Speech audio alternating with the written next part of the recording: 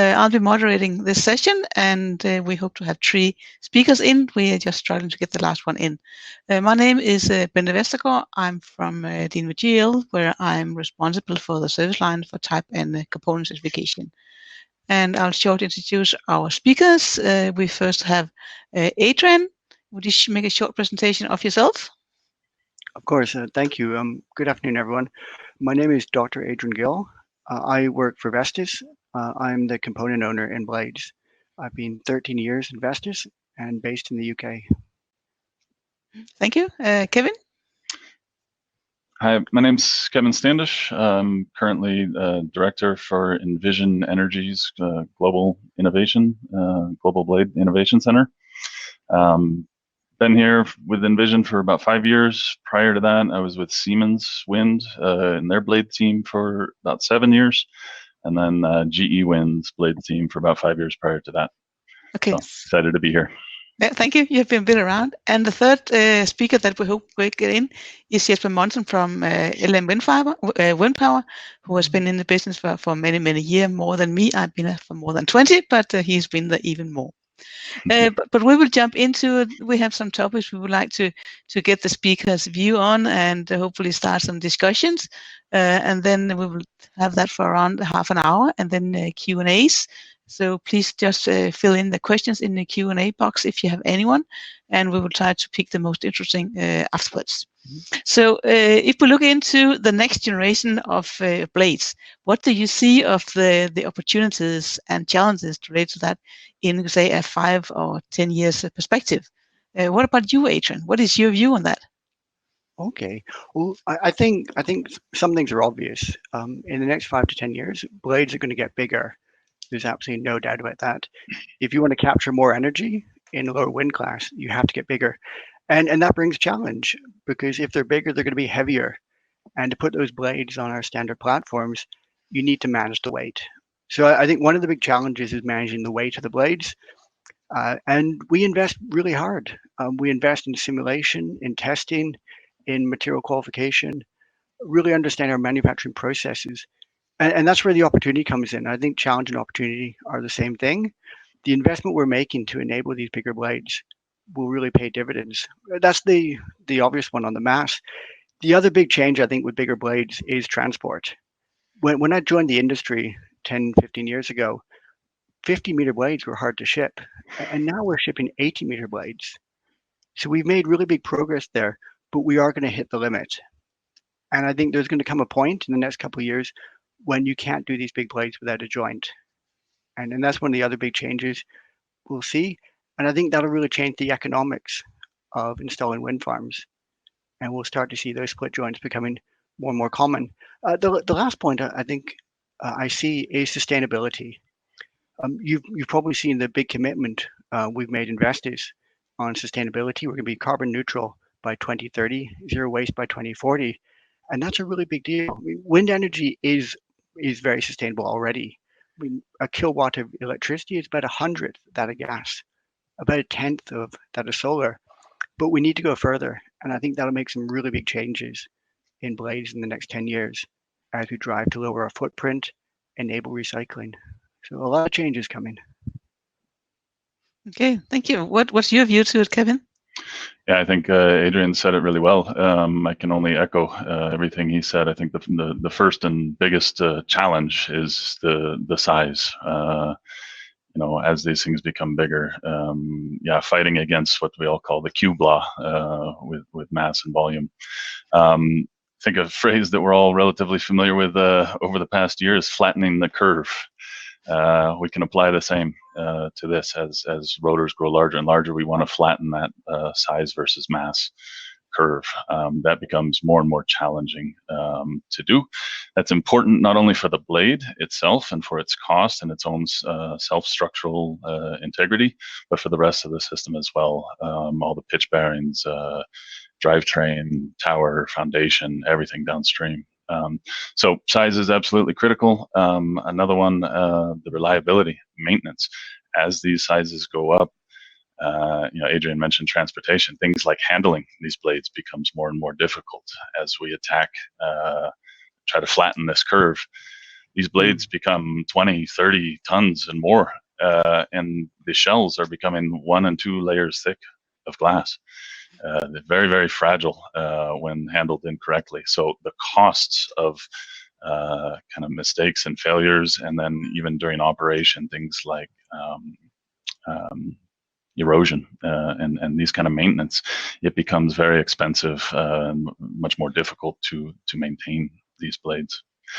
To speak a little bit to the opportunities, I think all these challenges, of course, bring opportunities. I think there's a lot of opportunities in materials and optimization to help us combat the mass.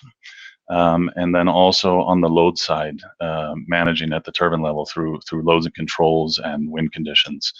What design loads and scenarios are we simulating to? This, of course, relies heavily upon the standards and what we must certify to. Okay, so it seems that you're quite aligned on how you see it. But you mentioned, Adrian, that you may see a limit to the size of blades. Do you actually see now there's a limit? Because I know that Henrik Stiesel said many years ago the blades will never get bigger than certain size, and that size was a limit was passed many years ago. So what do you see? Is there actually will there be a limit with the technologies that are there, and will there be a difference if you look onshore versus offshore, transportation, maintenance, all that? Kevin? Absolutely. Yeah, Adrian. Oh, yeah. Sorry, go ahead, Adrian. After you. Yeah. Right. Okay. Sorry, there's a lag there. Adrian, do you want to go ahead? Go for it. Okay, Kevin, please. Okay, sure. I'll go first. Okay, Kevin, you've got it. All right, I'm taking it. Sorry for the lag there. I actually don't want to say there's a limit. I echo exactly what you said about 15 years ago, Adrian, when I entered this industry. 50 meters, that was it. That was the limit. And I know we'll get to this later, but a similar argument is carbon. People like to talk about carbon. At what point is carbon a must, a requirement, and does it pay for itself? These limits keep pushing further and further out. We keep finding ways to tackle these challenges.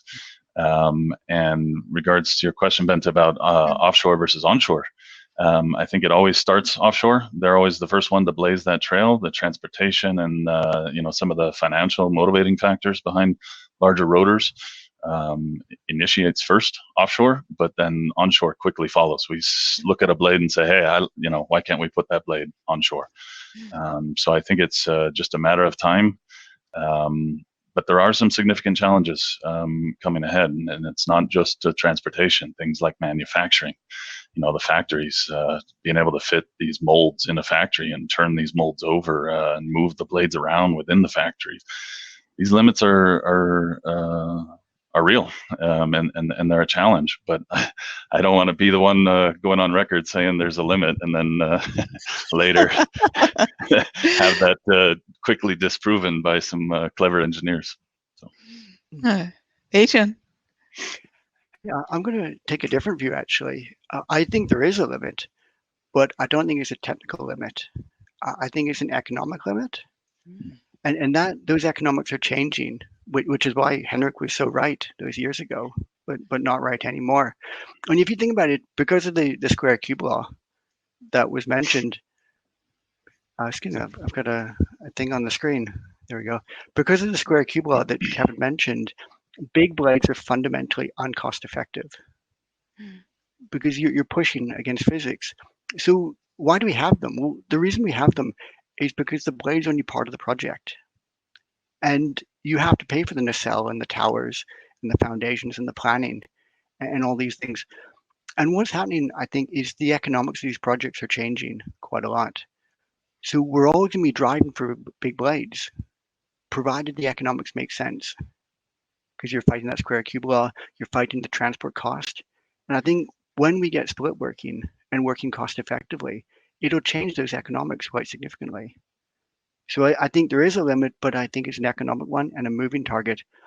With regard to onshore versus offshore, like Kevin said, offshore always leads because their project cost is bigger.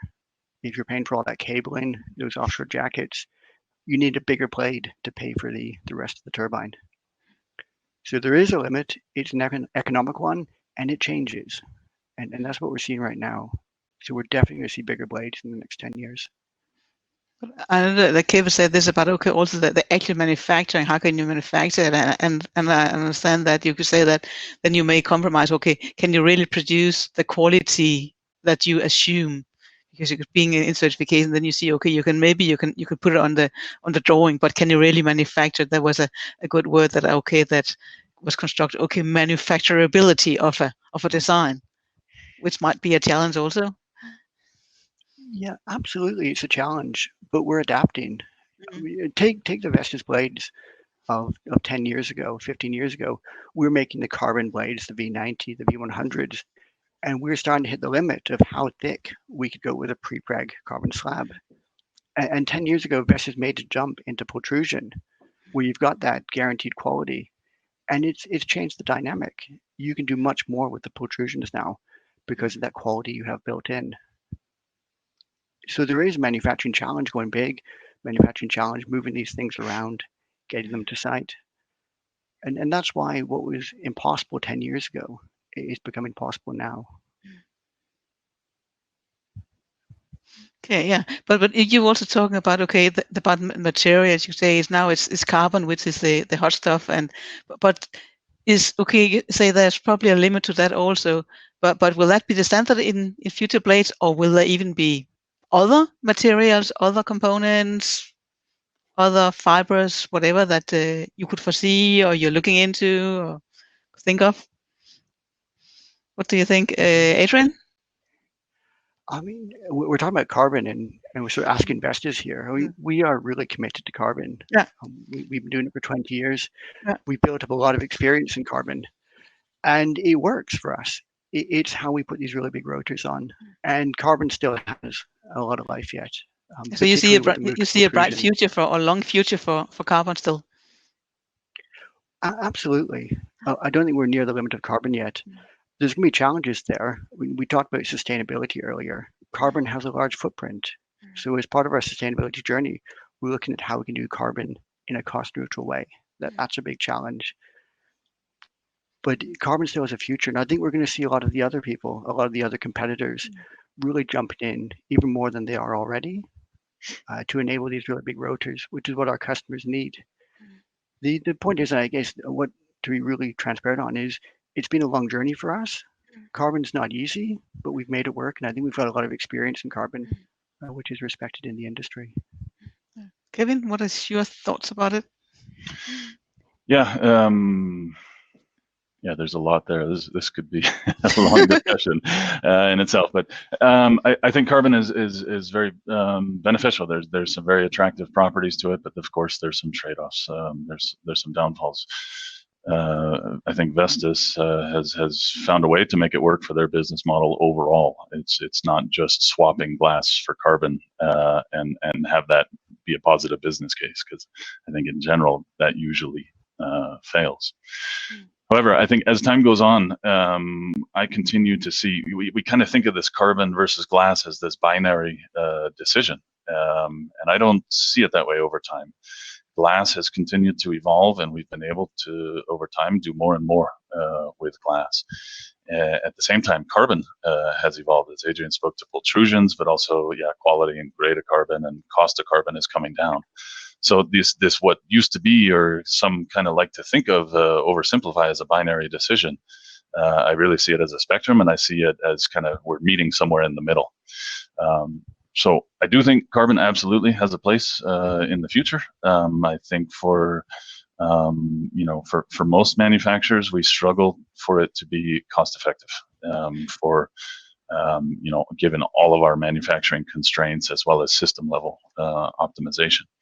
All of these things factor in. It seems not so intuitive or obvious that choice of material in the blade can affect all the way downstream, but it does, and it matters.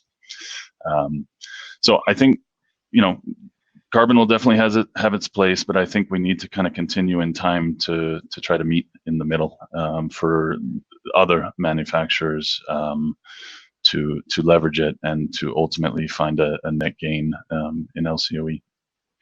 Okay, yeah. So carbon, okay, can solve it to make blades in one piece, but what about, okay, yeah, segmented blades, you can say for transportation, especially onshore, that's an issue. So do you see that, or are you considering that, especially you could say for onshore, offshore, I guess it might not be so big an issue, or are there any other considerations that you could do as alternative to segmented blades, which of course have their own challenges?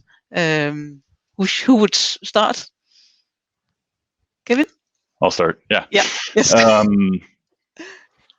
It's a similar question. It's one that, day one of my first job with GE, we're talking about segmented blades at the 50 meter level, 40 meter blade even level. That option is there. We know it's there. It has been proven. But at the same time, the ability to transport has continued to evolve and mature. And we're now, like you said, driving 70 meter, 80 meter blades around on trucks, which is crazy. So that pushes the need for at least a spanwise segment out. However, transportation, as I mentioned earlier, is not the only motivating factor here for a joint in a blade. There's also looking at modularity, in the chordwise direction. Enercon for years now has been doing this, the fairing in the root region to maintain their max chord and their high solidity of their blades. These kind of modularity might come into play for manufacturing considerations down the road, as well as transportation. So I think modularity definitely has a place. It definitely has a future. I think these are kind of parallel tracks, the development of being able to do single piece blades and transport and manufacture single piece blades versus the development, the maturity of how to do joints. At some point, these are going to cross, I think. I don't know when that is, but I don't see these maintaining truly parallel tracks going forward. Okay. What's your view on it, Adrian? I think pretty similar to Kevin, actually. I do see that segmented blades will hit us in the next 10 years. Like Kevin said, I mean, we were building segmented blades in prototype 10 years ago. The world's changing, and it's again driven by those economics. When you put a segment in a blade, you're putting a lot of cost into that blade and a lot of weight into that blade. And that's the opposite direction where you want to be going. And therefore, where we see the segment really depends on where it makes sense. Is it cheaper to split or to ship? And that's the one which is really determining where this is going to end up in the blade. But I think it is inevitable. The other point that Kevin made is absolutely spot on in my view. It's not just about the length of the blade. These things now have chords of 4+ meters, large root diameters, and we need to think about how we get the whole blade through the tunnel, not just the tip. So there's a challenge there as well. The last thing I think is, so growing up as an industry, when you start doing these split blades, you're starting to do a lot of assembly at site. And we need to think about having the tolerances, the capabilities there to enable that. And I think that's one of the big development maturity areas we're going to see in segmentation.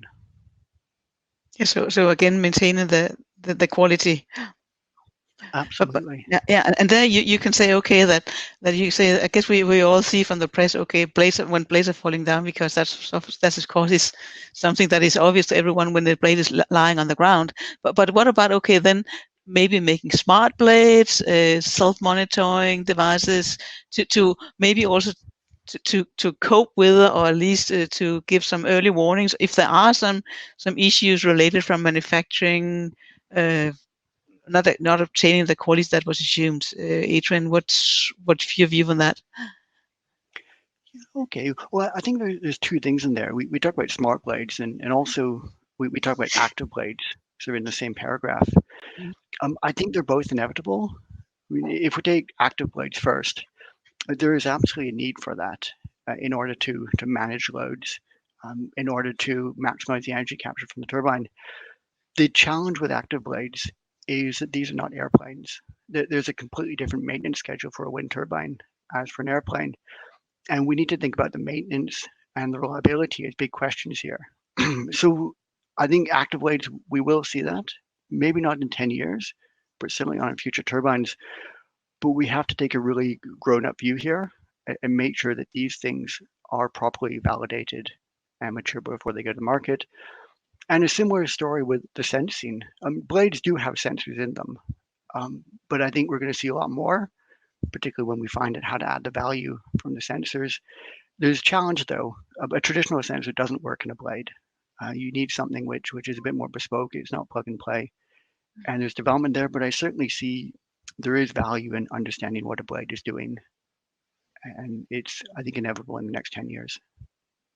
Yeah, I guess you could say that you can collect so much data, so you can use that and really, work with it, and it's, So, but Kevin, what's your view on smart blades? Something you're looking into or think there's a future for? Yeah, risk of sounding like a broken record. These technologies, they're always right on the horizon. They're interesting, they're valuable. Everybody can agree to that. There's countless studies been going on for several decades, proving this on paper that there's benefits. With active blades, you can see 20-30% type loads reductions. That's incredibly tempting to pursue. But as Adrian pointed out, the difficulty becomes maintenance, reliability, and maintenance. It's completely different, almost polar opposite, regime from airplanes in terms of maintenance schedules and so forth. So I think they're there. The benefits are there, and I think there will be a time and a place for active blades. However, I think right now, as I see it, if I dare call them dumb blades, not so active, not so smart blades, they're getting a lot smarter. They're getting a lot better, and we continue to push bounds and limits, way into the weeds and the details of the aerodynamics, the structures, the loads, aeroelastic capability of these blades, and how it all couples together and influences the whole turbine system and back. And so I think these are, we're still making progress. We're still making gains. We're still chipping away at LCOE. We're still able to make rotors larger and manage the overall problem with quote unquote dumb blades. I think we will hit a limit at some point, and I think we're getting there. So I think once that progress with dumb blades starts to slow, that's where I think these smart technologies, sensors, and active technologies are really going to come into play and have their day. Okay. So there are options, but you could say that I know that Adrian also in his first topic talked about sustainability, and I can also see in the comments that it's quite discussed also there. So we may come back to it. But what are your thoughts about sustainability, life cycle management? Is it recycling, or is it building it in from the design phase, or what are your thoughts about that? Because I guess that we all need to deal with that as one way or the other. Kevin? Yeah, it's a good question, and there's a couple different pieces to that. The recycling aspect of it, of course, we're all out here trying to improve the environment. So that is important. That's near and true to our hearts. The unfortunate side of it is that money is what is driving this industry, and cost of energy is what's driving this industry. The customers, the financing is not yet willing to pay a premium in order to have a more recyclable materials and stuff in the blades. That is being talked about more and more. It is important. It is critical that we do find solutions for that. but I don't think that yet we are willing to make that trade-off. So I think there's a future, but like I said, the materials, if we start talking about swapping out, current materials for other materials, it's going to come at a cost. It's going to come at a cost in material properties. It's going to come at a cost in mass, or it's going to come at a cost of cost. And I think, any one of those or all of those right now pose a challenge when we're combating LCOE. Adrian? I think I disagree quite strongly with Kevin here, actually, which is that we have to do this and we have to do it more cost effectively. Historically, people have always shied away from sustainability. It's too expensive to recycle. These cleavable materials are too expensive. Well, the fact is, it's going to happen. There's no doubt about it. So we better be ready for it. And that's a commitment that Vestas has made, not only to be ready for this, but actually to drive it. And we've made some really big commitments here to be carbon neutral in 10 years, to be zero waste in 20 years, and are investing really heavily to enable that. And that's on a lot of different levels. When we talk about sustainability, there's a lot of different aspects. Part of it is carbon footprint. Part of it is about the end of life of the blades. And we need to get these things in place early. So we start investing. For example, we've done the deep dive on all our products, where we've effectively disassembled 25,000 bits of a turbine to understand where the carbon footprint is, to understand where our waste is. And by understanding where your waste is, actually you can start taking cost out of the blade. And we see our sustainability drive as a positive business case, not a negative one. And I think that's something that's really, really different in the industry. With regard to how we're going to do that, I mean, we talk about the end of life of blades. I think there'll be some big challenges coming on different timescales. There's how we deal with our current blades. Right now, we're right at the start of the curve, where a lot of blades are hitting 20 years, and we need to find a way to recycle these. We also need to think about the blades we're going to be making in the future and making those easier to recycle. But it's not just a technical challenge, it's really a value chain challenge. And that's one of the ways we've really tried to tackle it, is by creating things like the Decom project, which we announced yesterday, which is a consortium of 10 partners who span the entire value chain from supply through processing to the end use.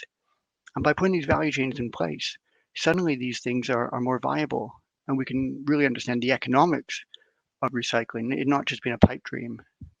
And I think that's why we've taken this leap. It's a pretty scary commitment, but it's something that we're going to do to make sure that we're ready and that sustainability is a cost-effective decision for us.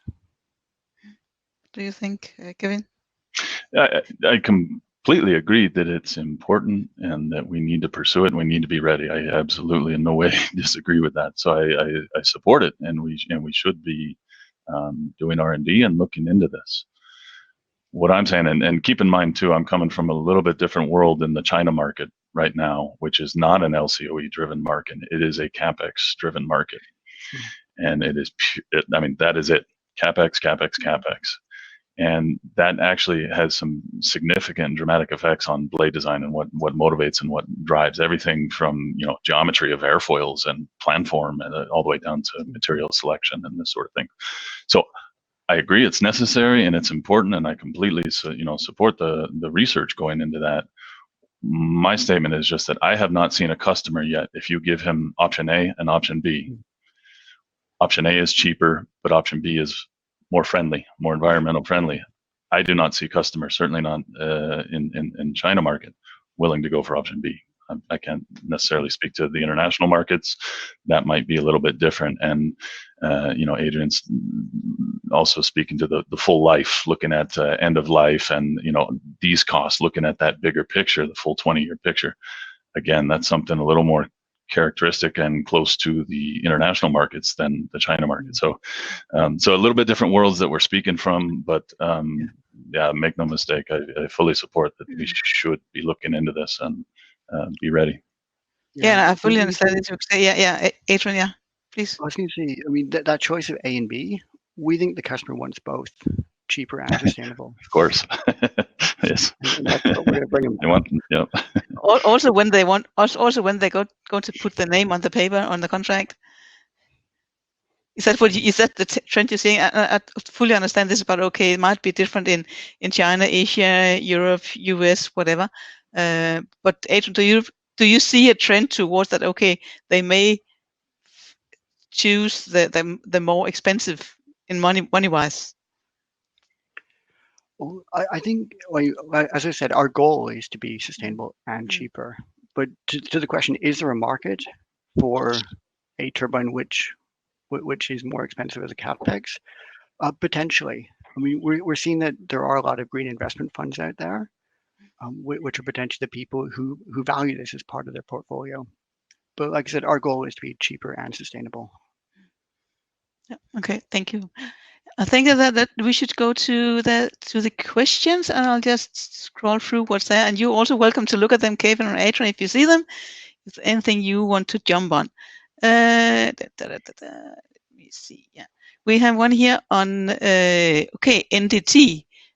Where does blade NDT inspection, including for manufacturer and SHM, fit into the economic model for wind farm efficiency? Would more frequent inspections and better managed maintenance significantly extend the lifetime of a turbine? So I can see you reading. Yeah, Kevin? There was a lot. Yeah, so I feel like okay that okay is about NDT and inspection of blades. If that could increase that. Okay, who first? Kevin?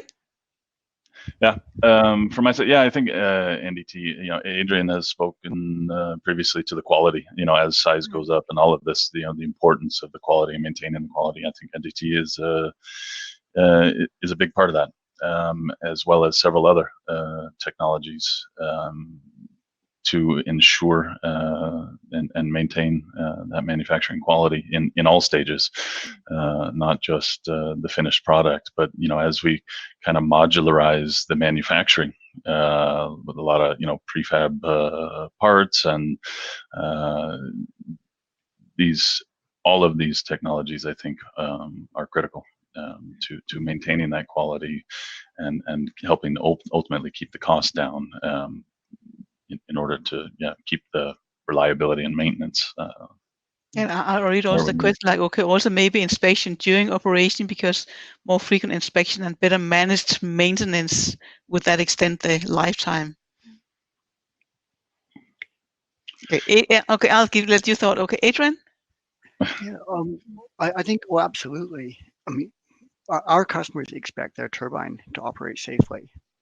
And the question for us is, how do we ensure that in a practical, effective way? And we've got a number of tools in our toolbox. One of them is non-destructive testing. Another one is structural health monitoring.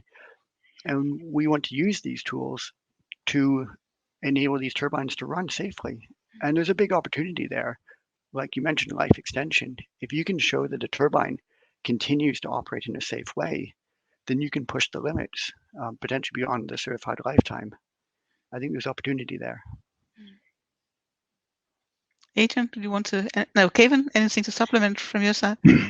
Yeah, I think to his point, I mean, NDT is one technology. I think there are several, as you mentioned, there are several clever ways to monitor the structural integrity of the blades.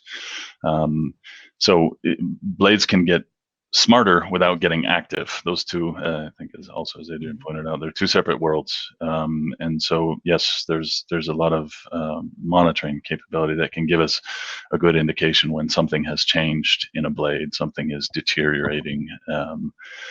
We can see that in the way that blade behaves.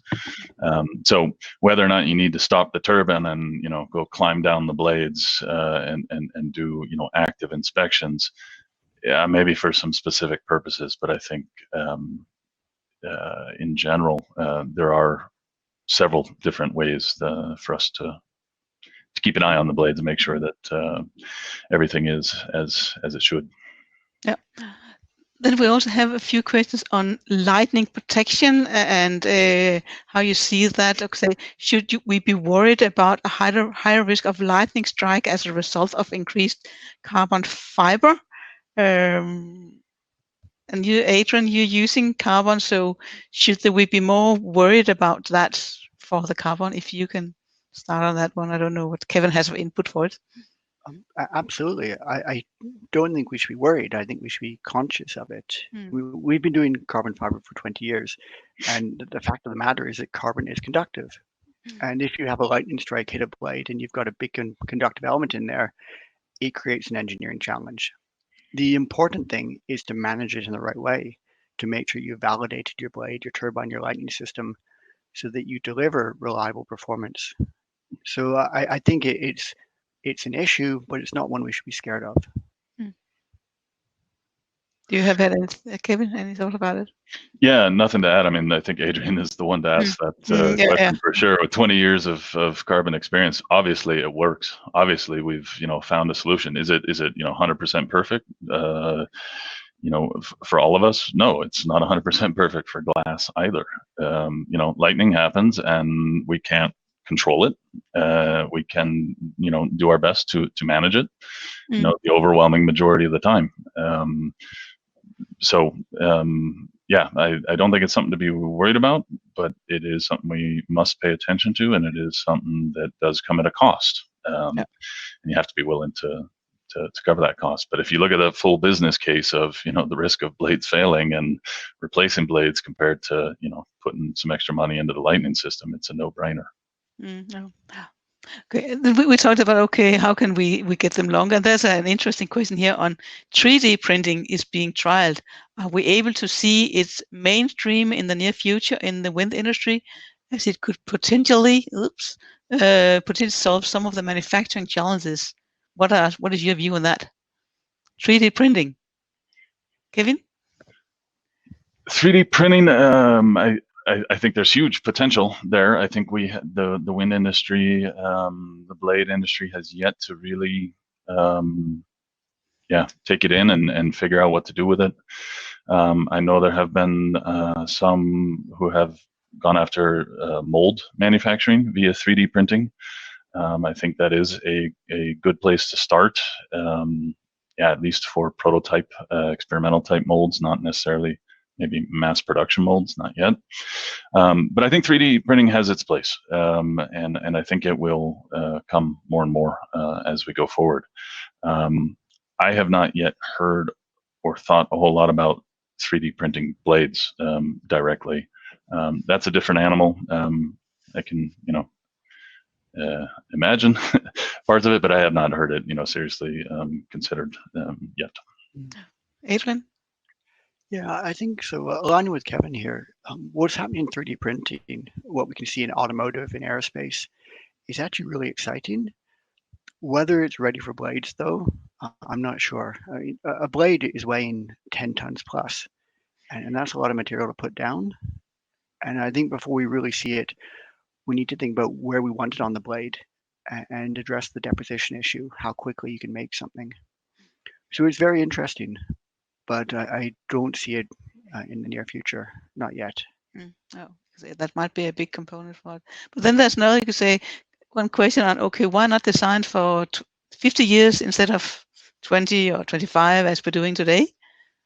So it's at least to, maybe buy something there. Adrian?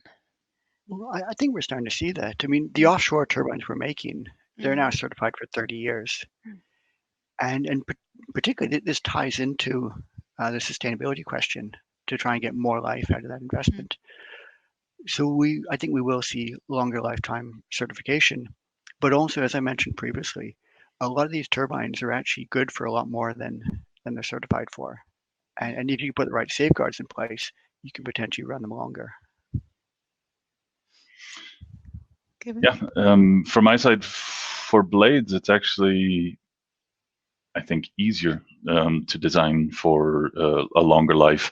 The problem is there's a whole turbine behind it, and so I think the metal components are a little more sensitive in terms of mass and cost, and so for the longer life. So For blades, because the fatigue slopes are so shallow, it's not that difficult to get blades to last long. We hear about some of the blades from the 80s still flying today. I mean, that's fact. There's several factors contributing to that, but I think it's possible. Again, I think it's all just driven by the finances.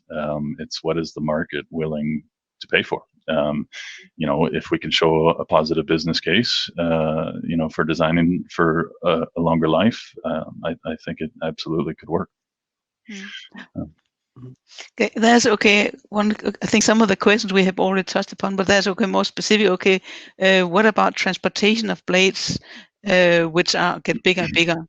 Are there also development there? Because I guess that's a side part of what you're looking at, Kevin. Yeah. Yes, transportation is its own technology, whether it be on truck or rail or ship. I don't know if everybody has seen the trucks they use in China that cantilever the blades and will lift them to go around corners, and they'll drive the truck on the road, and then they'll drive the blade around trees and telephone poles and all sorts of stuff. I mean, that kind of technology has enabled some pretty incredible locations in China to install wind. So I think there are absolutely advances in technology as these blades become longer and more flexible. There's some interesting stuff I've seen on rail cars talking about trying to bend blades to go around corners and this sort of stuff.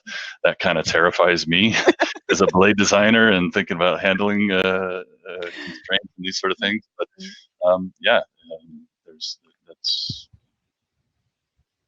there's potential there. Okay, Kevin, what are your considerations on transportation? Adrian, sorry. I think good points from Kevin, and we sort of covered it a little bit. Transport is a really broad field. It's sort of a field on its own, and there's been huge steps forward over the last 10 years. Those 50-meter blades we couldn't ship are now being shipped 80 meters long. We're tackling that in a whole bunch of different ways. Rail, ship, trucks, both getting those blades to site, but also we're looking at how to transport them sustainably, seeing how many more blades we can get on a boat. That becomes a big significant part of your cost. So it's a huge field out there. The other thing to think about is actually what you do when you get to site. And we've also had advances there with cranes to try and get these big blades up, how you control the blade in high winds. It's a very active field. Yeah, and then they say maybe the last question. Okay, that's a specific. Okay, what new materials are or will be implemented in short term to get 100% recycled blades? Do we have such materials, or is it unrealistic, or what do you think, Adrian? Well, there's certainly a lot of investment going on, and a whole bunch of different chemistries. Vestas itself has actually made investments in this area with our Dreamwind project, where we're working with companies like Olin, making cleavable resins that can actually come apart to help enable the recycling process. Then there's thermoplastics out there, the Arkema, which are hybrid. There's a lot of things going on in these different materials to enable recycling. The point is to choose the right one and then deliver it. Kevin, your thoughts on that? Yeah, to be honest, I don't know. I think Adrian is the one to speak to that. Okay, I'll leave it at that. Okay, but thank you. Yeah, but I think that we need to close off now. But it was good to hear your views on it, and I also hear that the audience thought that, and I guess we touched upon most of the questions that were raised there. So thank you to both of you, and sorry that we couldn't have Jesper in, but you filled quite well his maybe not his shoes, but at least to cover the topic. So thank you very much to both of you, and we will now in 20 seconds continue with the media expert, where Dayton Griffin will moderate, and where the audience can talk to some of our experts with the questions that they may have here. So thank you to you, Kevin and Adrian. Thank you. Thank you. Thanks, everybody. I'll introduce myself, Dayton Griffin, and I'm now 25 years with DNVGL and the previous companies. Company has changed many times, but still with the same employer. All in blades, aerodynamicist originally, and now just specialist in most technologies with blades. For those who are joining us who are not familiar with the organization of DNVGL, we have two major parts of our business area, one being certification, which Bente has long worked for and has been representing, and the other advisory. And we have sort of a separation between those and different clients and different service lines. And I am in the advisory side of the company. Bente is key person in the certification side. I see a question here that's got several upvotes that it's not really blade improvement, but wondering about a view on dynamic pitch control. And I'll interpret that as being maybe independent blade pitch control, which has been done for some years, but is not really widely used in anything other than, call it, cyclic pitch control. And cyclic pitch control is pretty common. Blades do, most rotors do pitch independently now, and to have the blades pitch sort of on a once per revolution basis and sort of follow the wind shear is relatively common. But really active feedback, for instance, from fiber optics in doing something other than that, either overlaying the once per revolution pitch control, and has not been widely commercialized yet. I don't know, Bente, what are your thoughts on that? Of course, it's being looked into, but no specifics. Look, then okay. If we take another question there, I guess you might know a lot about it. On leading edge, what developments do you see with respect to leading edge erosion?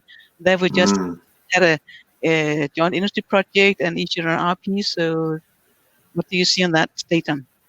Yeah, I think leading edge erosion is one of those topics where we seem to be perennially thinking maybe we've got the problem solved, but it takes a few years really to demonstrate that. And so there have been well-recognized issues with some of the coating systems that have been used in the past years and need for replacement of blades. Leading edge erosion continues to be a significant driver for O&M costs. So it's I like what Adrian said in the session, that challenges and opportunities are really the same. They're almost same side of, or two sides of the same coin, in that this is something that we need to solve, really, to continue to make the blades economic. And of course, there's coatings, there's leading edge tape and leading edge surfaces that are more like plastics. And I don't see I'm not yet seeing a convergence in the industry of one toward the other. I think they each have their own challenges. Then I have another question that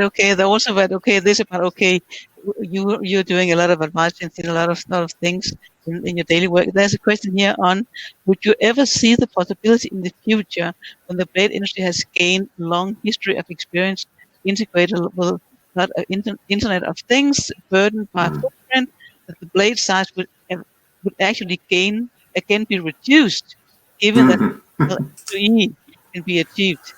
This would have economic. So basically, going back to and you can say that you had this turbine that Vest has had with a number of small rotors on a big turbine. Yeah.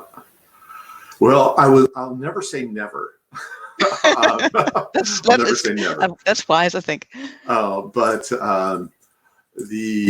it's ironic to say that, particularly if you look at the rotor, we have this thing that we call the square cube law, And although we've been able to avoid the cubic in weight and cost, we've been something more like an exponent of 2.2, 2.3. Historically, we've been able to maintain that for decades. On the weight and cost side of the equation, we're really not getting the square on the energy side of the equation either, because we're with modern fixed power output turbines. Above rated power, we're not getting that square that's available in terms of the rotor size. And as the specific power, as we call it, goes down, the amount that we gain for an increase in length is it's far less than a square. It used to. I used to use a linear relationship. Now for the current onshore machines, it's actually less than linear to length. So our square cubes have never been exactly right. But it does say that the economics, we're fighting something that we're paying more than we're getting in energy. And at what point does it make sense to go the other direction? I think the speakers covered that well, that it's really, it's more than about the blades or the rotor. It's about the turbine system and the footprint. How many foundations are you building? How many towers are you building? How many roads do you need to build for a specific turbine? I think it's unlikely. Honestly, I think it's unlikely that we're going to see a commercial trend to something like a 40-meter rotor just becoming the workhorse of an industry now standardized, or multiple rotors on a tower, as we've seen. I think it's unlikely. Okay, yeah. So, but you say then, looking a bit in this about, that the end of lifetime, there's a question here on, with improvements in blade technology, do you see a retrofitting program for existing wind farms? And if so, what will be the drivers be for this? Like you say that, I know you are in contact with many owners and whatever. What are your view on that? Do you see any like that? So basically retrofitting. Absolutely. Repowering is mainstream. And yes, we're replacing not just blades, but nacelles, drivetrains, whatever part of the machine really would be economic to replace and upgrade.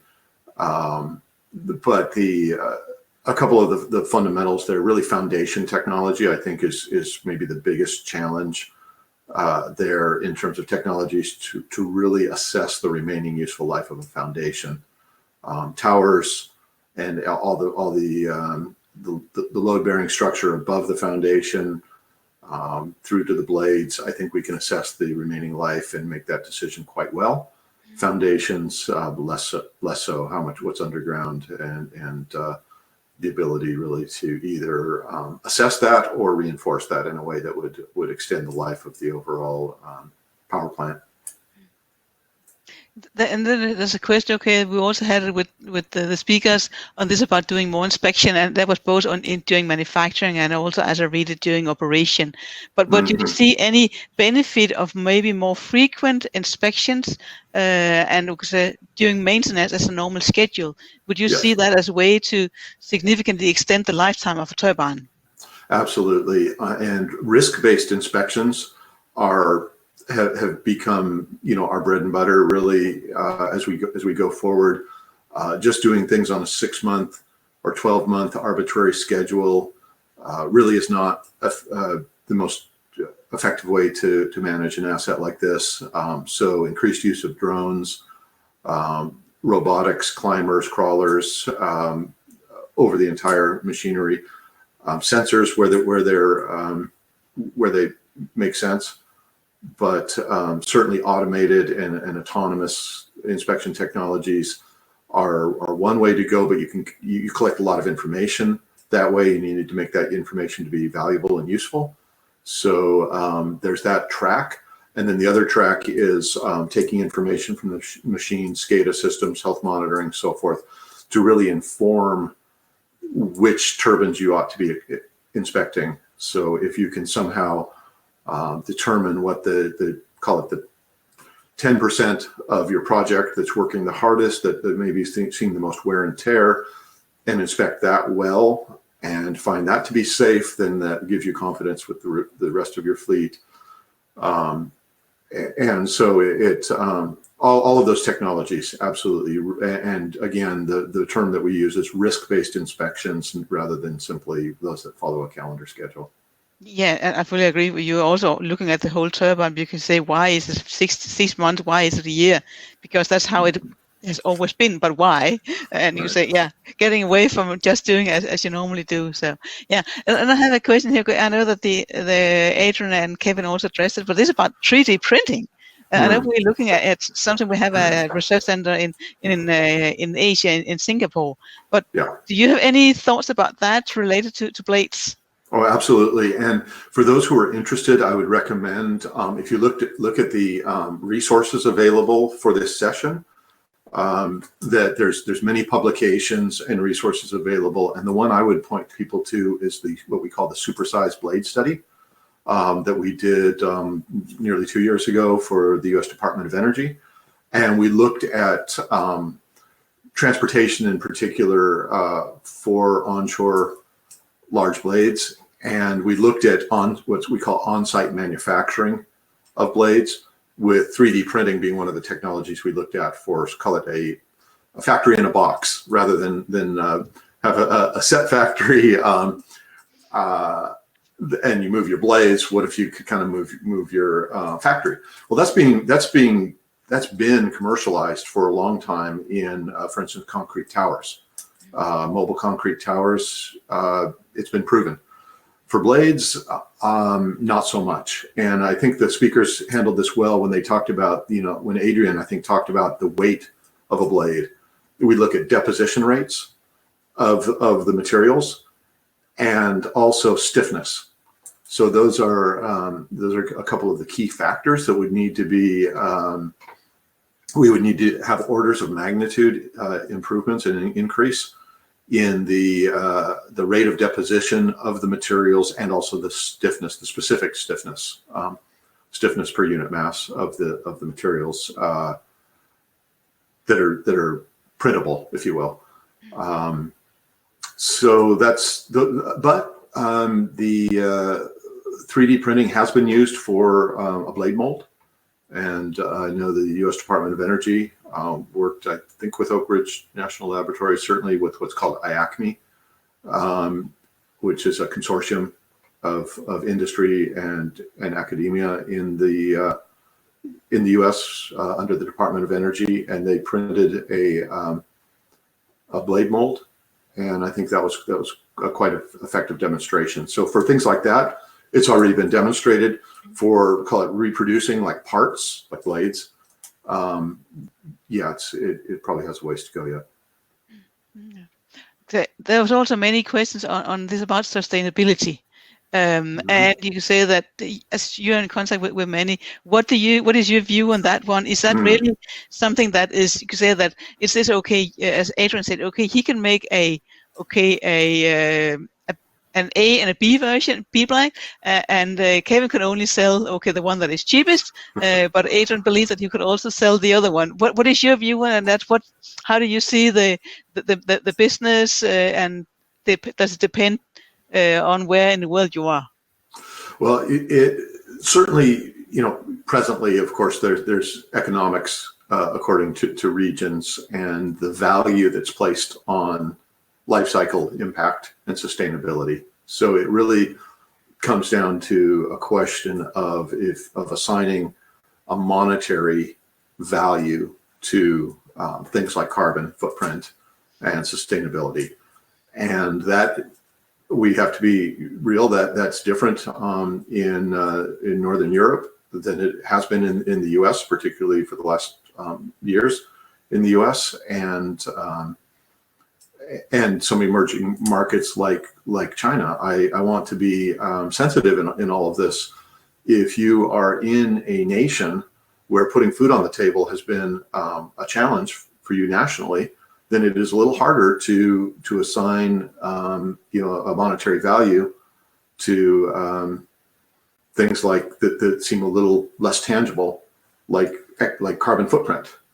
And a lot of the world is far less fortunate than Northern Europe or the United States as two examples that we represent, with respect to just basic economics, quality of life. So there's those factors we need to be sensitive to those factors and not just basic.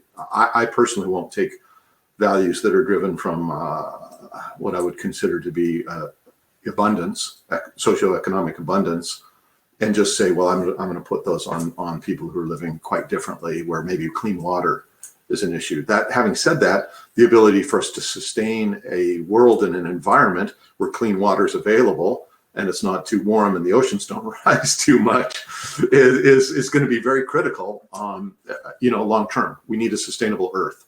And so, just personally, sustainability and recyclability of blades has bothered me for 25 years.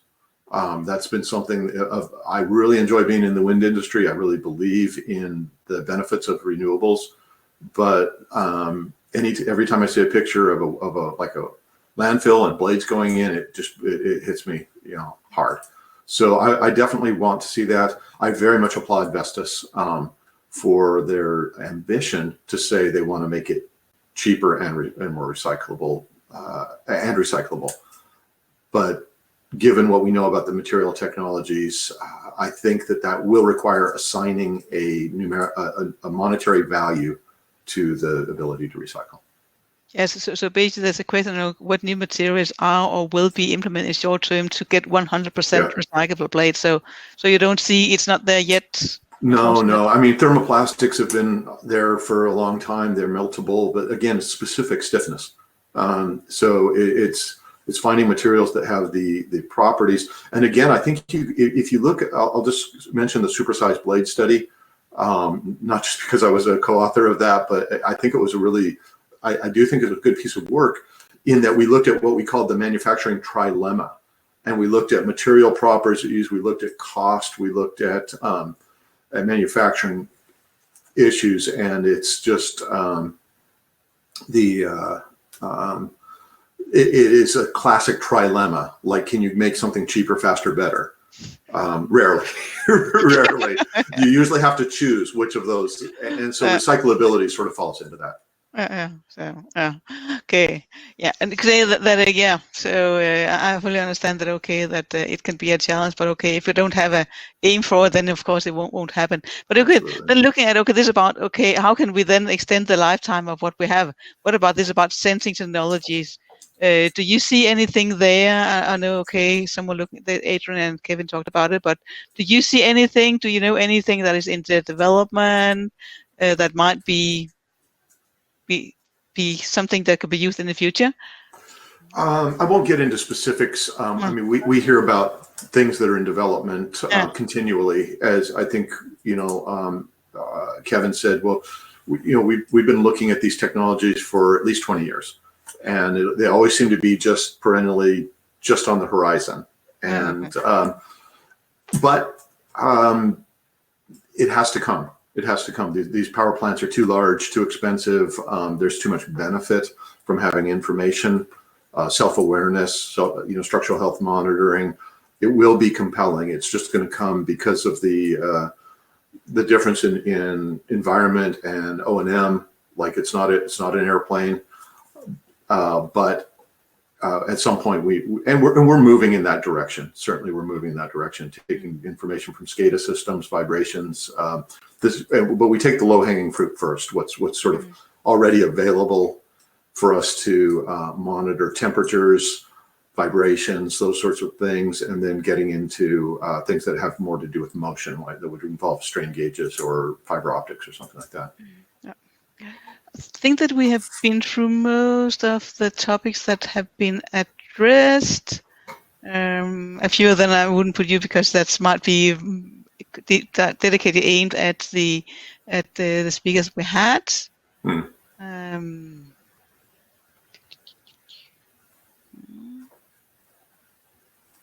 Any specific topics from the discussions you would like to reiterate on, Dayton?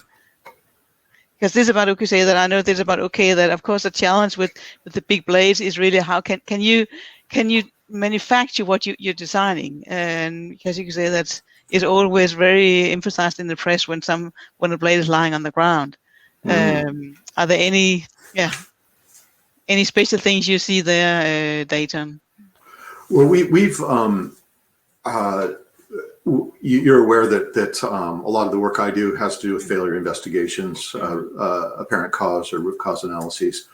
And I think that we, myself and Matt Malkin, who I work very closely with in our team, we are continually impressed that manufacturing flaws of one kind or another continue to be the leading cause of premature blade damage and failure.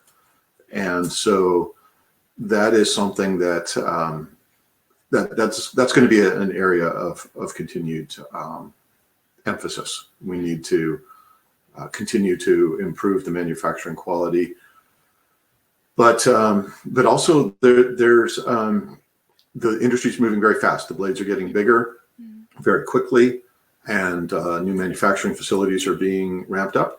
And I would say that what we're seeing in this past couple of years often is that something very, very simple is coming and causing blades to fail. And it makes great sense once somebody understands, they do the analysis and say, okay, well, this was our assumption. This is what we were doing.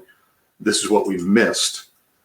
And it's really sort of for want of a nail, the shoe was lost, and eventually the kingdom falls. If the famous poem there. And it really is almost, we're seeing several of the issues in this past year have really kind of been for want of a nail. The shoe was lost, and then a turbine comes down. So that's one thing. I think the other thing that really struck me was, again, the discussion about segmentation. Yes, it's coming, but we seem to be perennially coming up with somebody will roll out a segmented design, and then it just doesn't get traction. And then later that same OEM will have a blade of similar length or even longer without the segmented joint. I'm just curious to see, I have to agree with Adrian, at some point that will just become mainstream, but it's going to shift the economics, and it's going to be a significant challenge to get the joining technologies. I think there was a question in the chat, Bente, that I saw earlier about adhesive versus exactly. mechanical fasteners. And again, I remember the first EU study I saw on this was around the year 2000, also over 20 years ago, and looking at this exact same question. My personal take is that it has to be somehow reversible. Irreversible processes like an adhesive. I see that as a solution for getting the blade in, but once you have to get the blade out, or if it needs to be retransported again, my bet's going to be on mechanical fasteners rather than adhesives. But engineers are clever, and there's many more clever than I. So I'll be again, I'm not going to be absolute on that one.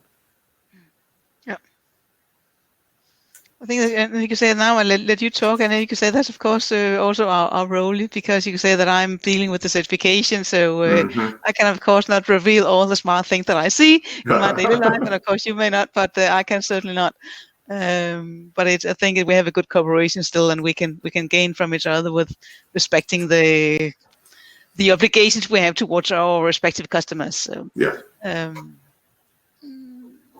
I do not see any specific topics that I think we should deal with additionally. I see one question that says, are the standard of blades limiting the development? Oh, I didn't see that. And I would say historically, yes, but there is a new International Electrotechnical Commission, IEC standard, for the design and manufacture of blades. It's the -5, 1400-5. And I worked on that committee for over 10 years. And it's challenging to develop a new international standard for blades, especially if you're going to shift the paradigm. Adrian Gill was part of that committee, and I worked with Adrian for those 10 years. and many others. We worked internationally. The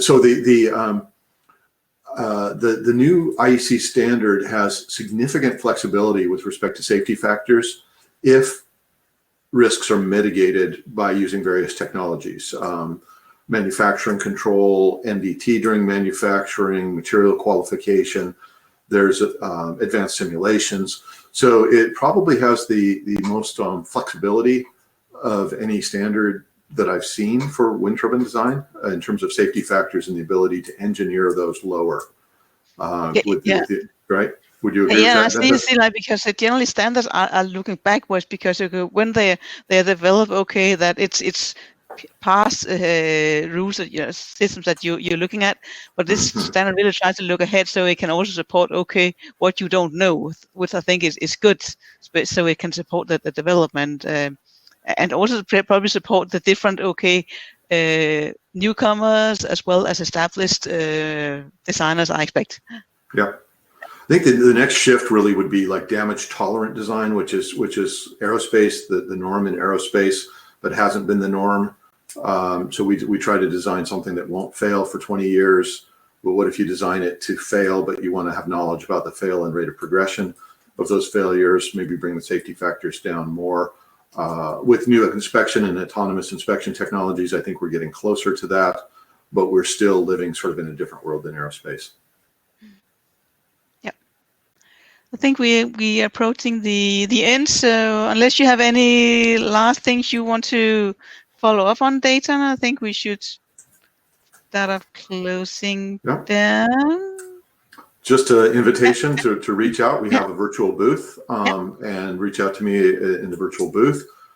Reach out to Bente, again, if certification related questions, take those to Bente and her group. Anything that's sort of on the advisory side, and if you're in doubt, just reach out to one of us, and we will send it where it's most appropriate to put it. So that's right. Yeah. So enjoyed the time. Thank you, Bente, and thank you all who joined. Yeah, thank you for all the inputs and the questions.